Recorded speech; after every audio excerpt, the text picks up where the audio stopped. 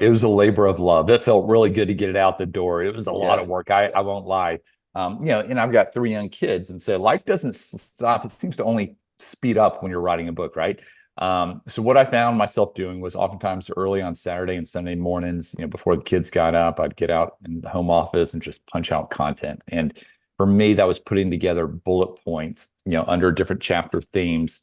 Right. Fortunately, that content came easily because it's so second nature to me and I know it like the back of my hand. So it wasn't hard, that piece, but just trying to pull it all together, make sure I'm not missing anything.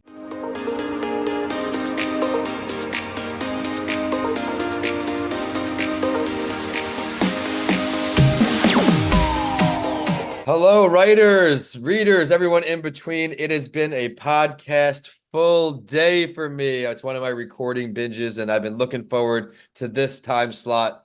Why? We had a chance to already connect on that entrepreneur show. This episode will come out first, so my preview will be short and simple because he can make it better than me. He's an expert in the world of franchising. He put his thoughts into a book with a ton of expertise behind it. John, thanks so much for this time joining Writing with Authors. Vince, great to regroup with you and looking forward to a great conversation. I'm excited as well. On his last episode with me, we really dove into the entrepreneurial side, which we'll carry over a bit today. But for today specifically, we're going to dive into his book, the motivation behind it, some lessons learned he found while writing, and everything in between.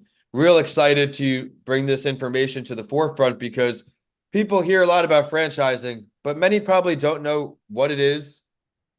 Like, I would love for you just to break it down for the beginners out here listening on today.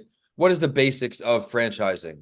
Yeah, franchising really is a system that has been proven out in other markets where you've got a support team on the sidelines that's helping you. So you're in business for yourself, but not by yourself. And what I find is so many individuals across the country have a desire to get into business ownership, but they don't know where to start and they don't have that $1 million idea. And so franchising really provides a great bridge for them to step into ownership in maybe a more risk averse sort of way.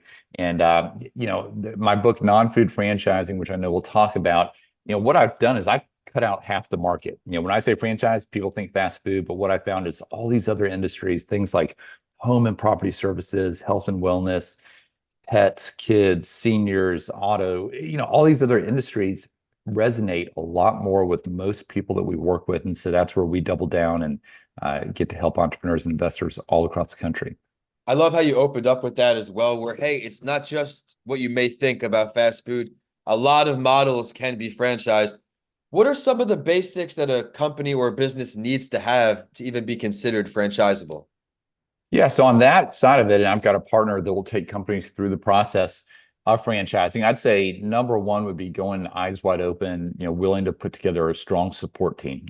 Otherwise you're going to wake up one day and have kids across the country with expectations of you. And so it's easy to do it right out of the gate, but staffing up, having a good lead generation vehicle, a marketing plan that's been proven out and maybe some way that you're leaning in, supporting your new franchisees in that regard.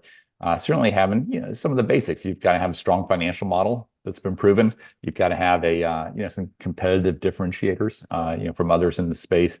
It's got to be something that, that people get excited about. Now, what I found is people will get excited about all sorts of different niches. I had multiple clients recently buy into a business that does temporary walls, like containment walls around a construction or renovation project. We've had clients buying into, men's health recently, testosterone replacement therapy. That's been very popular. A lot of senior care, a lot of what I call, riches in the niches, the white collar approach to a blue collar business. So it's things like insulation or dumpsters. Insulation's a $50 billion industry, and most people can't name a brand in there. So oftentimes what you see in franchising, Very then I'll wrap true. up. Oftentimes what you see is, a white collar approach to maybe a blue collar industry, or you see that coming in of a big brand in a very highly fragmented market. So those are just a few dynamics. Thanks for giving us the quick crash course there. Everyone out there, I hope that inspires you, especially you business owners. Now I'm going to ask you to pick up the book so we can see what it looks like, but also lead us through this process. What led you to create this book? Walk us through it. Yeah, again, it was a no-brainer to me that there was content that was missing out there in the market. There are a lot of books on how to find the right franchise and the benefits of franchising. but a lot of them are catch-alls. And what I found is every business is so different, especially when you get into food. And we support the food guys, we love them, but there are easier ways to make money. And so for me, I wanted to pull together my experience as a franchisor, as a multi-brand franchisee, experiences of our clients, and be able to put in just some really strong content around the basics of franchising. How do you find the right one? How do the financials work? How does the funding work? How does the legal side work? And understanding that, what should you be looking for? Case studies of clients of ours. And so it's just got a great response since releasing about a year and a half ago. And most of my clients have actually read it by the time they get on the phone with me. I love that. And you just brought up another point. It's another tool for you to build your business where, hey, people may not be certain if they want to go into a whole coaching thing, then they read your book. Oh, wow, I'm definitely sold. Can you hold it up for us so we can see what it looks like? Yeah, absolutely. And for me, I mean, we've sold a whole bunch of copies, but for me, it was not a money-making intent. Right. In fact, all of our proceeds go to Hope International. It's a great nonprofit that we support, Cool. that we've seen firsthand in some other countries. Great work that they do all around the world. But no, for me, it was really educational. I love going on shows like this and just being able to expose people again, because I think so many people have this desire to become a business owner, but they don't know how to connect the dots. And so it's really allowed a lot of people just to have their eyes wide open to this world of franchising outside of fast food. Very well said. We've got some franchise tips. Now we know a little more about the book, but I'm going to ask for some writing advice now. When you're on this journey writing this book, it's easier for some than it is for others. We all face different challenges. What was something that really got in the way for you? Yeah, it was a labor of love. It felt really good to get it out the door. It was a lot Yeah. of work. I won't lie. And I've got 3 young kids, and so life doesn't stop. It seems to only speed up when you're writing a book, right? So what I found myself doing was oftentimes early on Saturday and Sunday mornings, before the kids got up, I'd get out in the home office and just punch out content. And for me, that was putting together bullet points, under different chapter themes.